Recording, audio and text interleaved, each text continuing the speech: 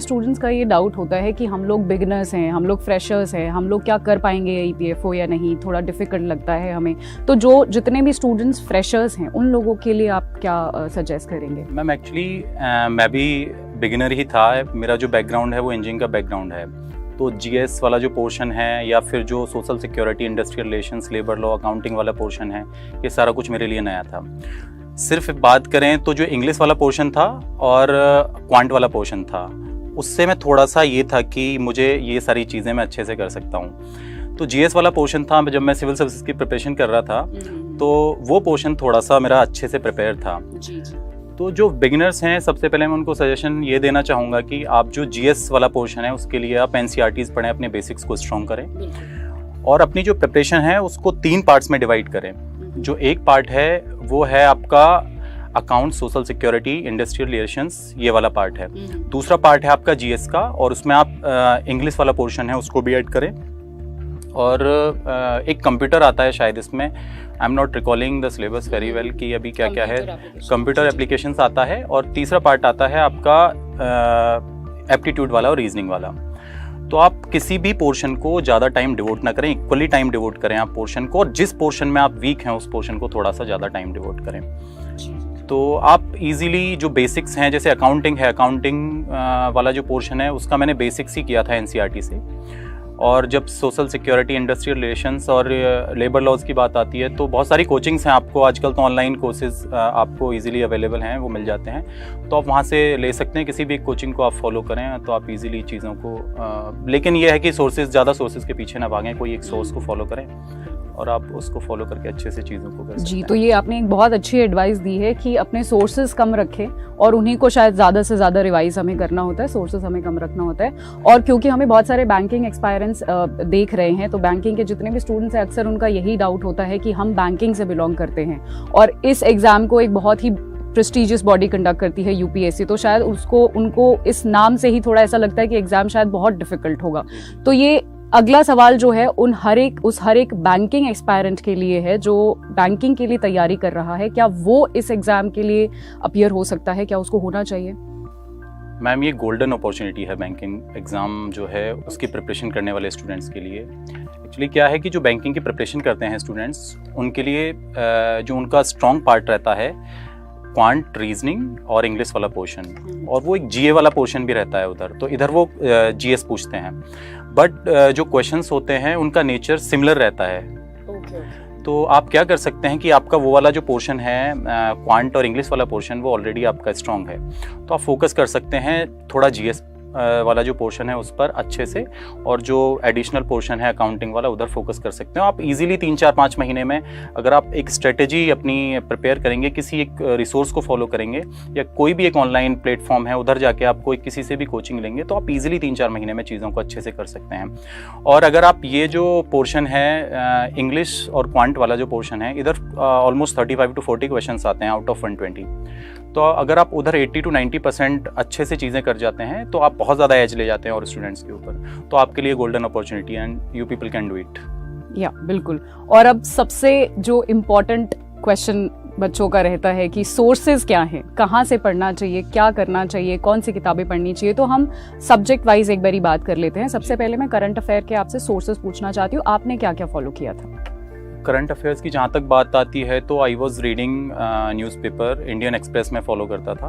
और उसके बाद जब इस एग्ज़ाम के लिए स्पेसिफिकली मैंने पढ़ना स्टार्ट किया तो कुछ जो ट्रिवियल इन्फॉर्मेशन रहती है, वन वर्ड इन्फॉर्मेशन जो रहती है, उसके लिए मैंने बहुत सारे कोचिंग्स जो हैं वो कोर्सेज लॉन्च करते हैं, top 250 questions of this month, these kind of questions I was doing, तो वो मैं उधर से कर रहा था। तो मंथली मैगजीन्स और न्यूज़पेपर्स अगर हम करें तो प्रिटी मच हमारा करंट अफेयर्स कवर हो जाएगा इससे। And what about quant English, ये वाला पार्ट?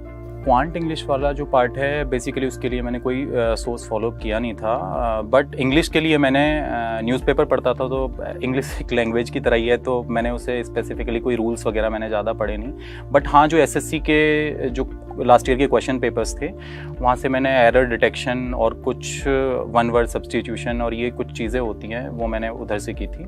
और क्वांट वाला पोर्शन है तो वो मेरा इंजीनियरिंग बैकग्राउंड है तो थोड़ा सा वो स्ट्रॉन्ग था, तो उधर मुझे इस वजह से एज मिल गया था। ओके। सो बेसिकली जितना हम प्रैक्टिस करेंगे इन सेक्टर्स को, इंग्लिश हो गया, मैथ्स हो गया, रीजनिंग हो गया, जितना ज़्यादा हम प्रैक्टिस करेंगे उतना ज़्यादा हमारे लिए अच्छा होगा। अब मैं जीएस पोर्शन की बात करती हूँ जहाँ पर पॉलिटी, इकोनॉमी और हिस्ट्री आता है, वहाँ उसके लिए आपके पास क्या क्या सोर्सेज थे? जीएस वाला जो पोर्शन है उसमें बेसिकली आपको फोकस करना होगा सबसे ज़्यादा इंडियन फ्रीडम स्ट्रगल, जो मॉडर्न हिस्ट्री है, उसके लिए मैंने स्पेक्ट्रम पढ़ा था, और बिपिन चंद्रा की एक बुक है, अगर आप वो पढ़ना चाहते हैं तो वो पढ़ सकते हैं। तो और दूसरा इंडियन इकोनॉमी के लिए मैंने रमेश सिंह एक बुक आती है, मैंने उससे प्रिपरेशन की थी, और या फिर आप मृणाल, जो भी सोर्स आपको फिजिबल हो आप उधर से प्रिपरेशन कर सकते हैं। तीसरा इंडियन पॉलिटी के लिए सबको पता है लक्ष्मीकांत, तो लक्ष्मीकांत से मैंने चीज़ें की थी।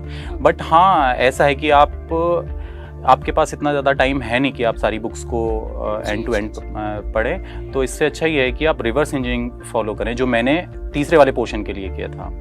जो accounting, social security, industrial relations वाला पोर्शन है, उसके लिए मैंने क्या किया था कि जो टेस्ट सीरीज़ हैं, बहुत सारी कोचिंग्स हैं, आपको मिल जाएंगी ऑनलाइन, तो मैंने टेस्ट सीरीज़ जो थी वो लगाई थी, उधर से स्टार्ट किया था। मैंने क्वेश्चंस किए थे, फिर मैंने क्वेश्चंस से नोट्स बनाए थे, क्योंकि आपको आपके सबकॉन्शियस में जब आप किसी क्वेश्चन को देखते हो तो वो एक इमेज बन जाती है कि हाँ, ये टॉपिक था, ये क्वेश्चन मैंने किया था और ये क्वेश्चन मैं अटेम्प्ट नहीं कर पाया था। फिर आपके सॉल्यूशन जो होगा उस क्वेश्चन का, आप उधर से नोट्स बना सकते हैं। तो मैंने इस तरीके से, जो तीसरा पार्ट है, तो वैसे ही आप जीएस में भी कर सकते हैं। अगर आप जीएस वाले पोर्शन को आपने पहले कभी नहीं पढ़ा है तो आप इस पोर्शन में भी इस तरीके से कर सकते हैं, क्योंकि आप एंड टू एंड बुक पढ़ना स्टार्ट करेंगे तो ये बहुत ज़्यादा टाइम टेकिंग प्रोसेस है। फिर आप ऐसा लगता है आप बीच में छोड़ देते हैं, प्रिपरेशन को कैरी नहीं कर पाते हैं। तो उसको थोड़ा सा इंटरेस्टिंग बनाने के लिए आप इस तरीके से जा सकते हैं। ओके, तो रिवर्स इंजीनियरिंग तो आपने बता दिया, बाकी आपने सोर्सेज, ये जो accounting, IR, social securities, labour laws, इसके लिए सोर्सेज क्या क्या? अकाउंटिंग के लिए मृणाल पर जाएंगे आप, तो मैंने मृणाल पर एक, उन्होंने पीडीएफ फाइल डाली हुई है, तो मैंने मृणाल से अकाउंटिंग वाला सारा पोर्शन पढ़ा था। बाकी मैंने स्टार्टिंग में पढ़ना स्टार्ट किया था 11th-12th की एनसीईआरटी अकाउंटिंग के लिए, तो उधर से नहीं पढ़ा था मैंने फिर पूरा। फिर मैं मृणाल पे गया था, उधर अच्छे से एक क्रिस्प साइनॉप्सिस टाइप दिया हुआ है उन्होंने। और बच्चों का अक्सर ये होता है, क्या ये फ्री है? ये फ्री में है? ये मृणाल फ्री है। हाँ, क्योंकि तो मैं एक लिंक आपको वो प्रोवाइड कर दूंगा, तो आप उस लिंक को बता सकते हैं बच्चों को, ये फ्री है।